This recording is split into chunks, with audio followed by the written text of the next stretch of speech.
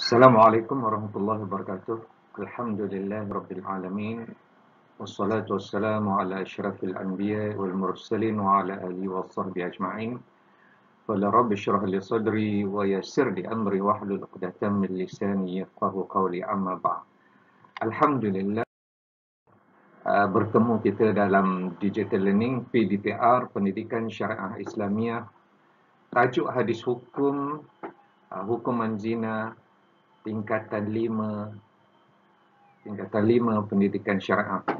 Ya, anak-anak yang di sabda Rasulullah sallallahu alaihi wasallam, an Abi Hurairah qala ata rajulun Rasulullah sallallahu alaihi wasallam wa huwa fil masjid fanadahu faqala ya Rasulullah inni zanaitu fa'arada anhu fatunha tilqa'a wajhi faqala lahu ya Rasulullah inni zanaitu فأعرض عنه حتى ردد عليه 4 مرات فلما شهد على نفسه 4 شهادات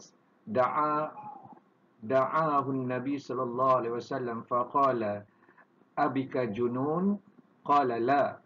قال فهل أحصنت؟ قال نعم.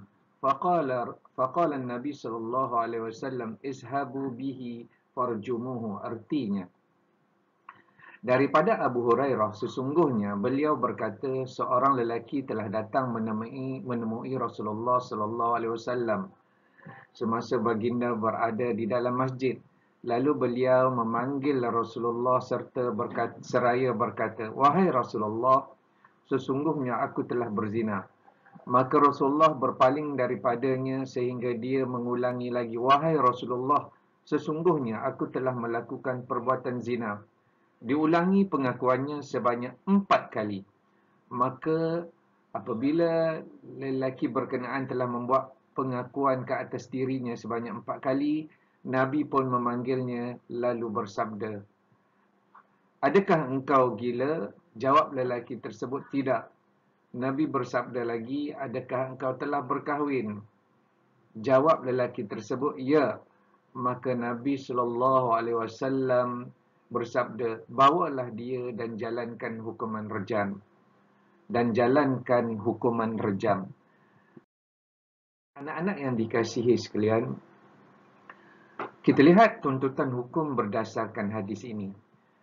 Yang pertama sekali, hadis ini menjelaskan tentang orang yang berzina yang muhsan. Muhsan maksudnya telah berkahwin. Wajib dikenakan hukuman rejam. Kalau ghairu muhsan, maksud dia belum berkahwin. Yang kedua, pengakuan penzina boleh diambil kira sebagai salah satu cara hukuman hudud. Pengakuannya sendiri dalam hadis ini sebanyak 4 kali boleh diambil kira untuk melaksanakan hukuman hudud. Yang ketiga, pengakuan tersebut disyaratkan sebanyak 4 kali bagi membolehkan penzina dijatuhkan hukuman hudud. Okey, seterusnya kita lihat pengertian zina. Dari segi bahasa, maksudnya persetubuhan haram, iaitu dari segi istilah hubungan seks haram antara lelaki dengan perempuan tanpa ikatan perkahwinan yang sah. Okey. Seterusnya, anak-anak yang dikasihi sekalian, jenis-jenis hukuman zina terbahagi kepada 2. Yang pertama tadi, muhsan, iaitu orang yang telah berkahwin, sama ada lelaki dan perempuan. Jadi hukumannya ialah direjam dengan batu sehingga mati. Manakala ghairu muhsan, iaitu belum berkahwin, sama ada lelaki atau perempuan, disebat 100 kali sebatan dan dibuang daerah selama setahun. Jadi anak-anak yang dikasihi sekalian, jadi keadaannya lihat sama ada penzina tersebut muhsan ataupun ghairu muhsan. Okey. Seterusnya, hukuman buang daerah, majoriti fuqaha termasuk mazhab Syafi'i berpendapat bahawa hukuman ini adalah termasuk dalam kategori hudud. Justru wajib dilaksanakan selama setahun bersama hukuman sebat. Kerana ia telah dijelaskan dalam hadis Nabi SAW an Ubadah bin Samit qala qala Rasulullah SAW khuzu anni qad ja'ala Allahu lahunna sabila al-bikru bil-bikri jaldu mi'atin wa nafyu sana. Artinya, daripada Ubadah bin Samit radhiyallahu anhu katanya Rasulullah sallallahu alaihi wasallam bersabda, ambillah daripadaku hukum. Ini sesungguhnya Allah telah menentukan bagi mereka jalan ketetapan, iaitu penzina yang dara dan teruna, yakni belum berkahwin, disebat 100 sebatan dan dibuang daerah selama setahun. Riwayat Muslim. Okay, jadi untuk ghairu muhsan, 2 hukuman, iaitu sebat dan buang daerah selama setahun. Okay. Seterusnya kita bincangkan sebab wurud hadis. Ketika Rasulullah berada dalam masjid, seorang lelaki Muslim telah datang kepada baginda. Lelaki tersebut mengaku bahawa dia telah berzina, tetapi Rasulullah tidak menghiraukannya. Kemudian lelaki tersebut mengulang-ulang sehingga 4 kali. Lalu Rasulullah bertanya kepada lelaki tersebut, adakah dia mempunyai penyakit gila? Lelaki tersebut menjawab bahawa dia tidak gila. Maka Rasulullah SAW bertanya lagi sama ada sudah berkahwin ataupun tidak. Lelaki tersebut menjawab bahawa dia telah berkahwin. Kemudian Rasulullah memerintahkan agar lelaki tersebut direjam. Okay. Seterusnya, anak-anak yang dikasihi sekalian, kita lihat kaedah mengistinbat hukum zina berdasarkan lafaz daripada hadis itu ialah izhabu bihi farjumuhu. Jadi ulama mengistinbat hukum daripada lafaz izhabu bihi farjumuh. Kalimah ini merupakan fa'il amar, okay, yang menunjukkan perintah suruhan yang membawa kepada hukuman wajib.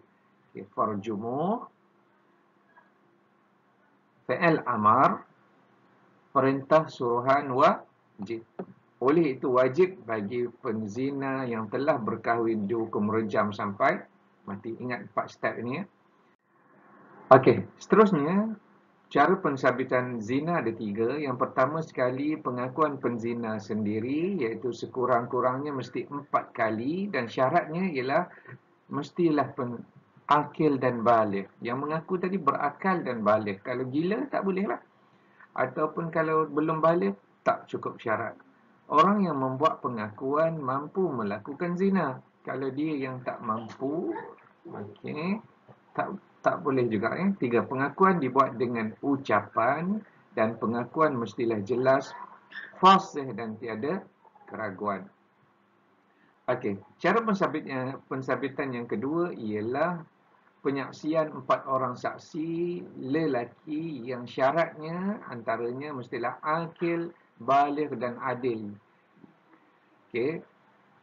Yang kedua, disyaratkan juga setiap saksi melihat perbuatan tersebut jelas tanpa sebarang kesamaran. Jika tidak, mereka ini boleh dikenakan hukuman qazaf, iaitu 80 sebatan. Okey, cara pensabitan yang ketiga ialah qarinah, iaitu bukti ataupun evidence. Bukti yang meyakinkan, seperti gadis yang didapati hamil atau seorang perempuan yang bersuamikan kanak-kanak yang belum baligh didapati mengandung, ataupun seorang perempuan yang melahirkan anak yang sempurna sifatnya dalam masa tidak sampai 6 bulan hijri daripada tarikh pernikahannya. Okey.